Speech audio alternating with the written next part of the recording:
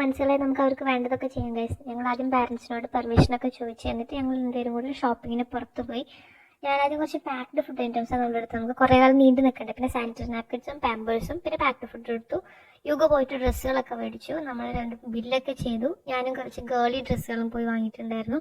Convenience സ്റ്റോറിൽ ഇറങ്ങുന്ന സമയത്ത് നല്ല മഴയുണ്ടായിരുന്നു പുറത്ത്. പണ്ടത്തെ പോലെയല്ല, ഇപ്പം മഴ കാണുമ്പോൾ ശരിക്കും പേടിയാണ് വരുന്നത്, സന്തോഷമല്ല, ശരിക്കും പേടിയാണ് വരുന്നത്. ഈ മഴയിൽ അവരെ കൊണ്ടുപോയി. പിന്നെ നമ്മൾ ശ്രദ്ധിക്കേണ്ടത് ഇനി സ്റ്റീൽ കപ്സും പ്ലേറ്റ്സും ആണ് നമ്മൾ വാങ്ങേണ്ടത്. കാരണം ഇനി ഒരു പ്ലാസ്റ്റിക് കൂടെ ഉപയോഗിച്ച് ഇനി ഒരു പൊല്യൂഷൻ കൂടെ നമുക്ക് താങ്ങാൻ പറ്റില്ല. അപ്പോൾ നമ്മൾ നേരെ വയനാടോട്ട് പോകുന്ന അടുത്ത വ്ളോഗിൽ നമ്മൾ വയനാട് പോയതിനുള്ള വിശേഷങ്ങളായിരിക്കും പറയുന്നുണ്ടാവുക.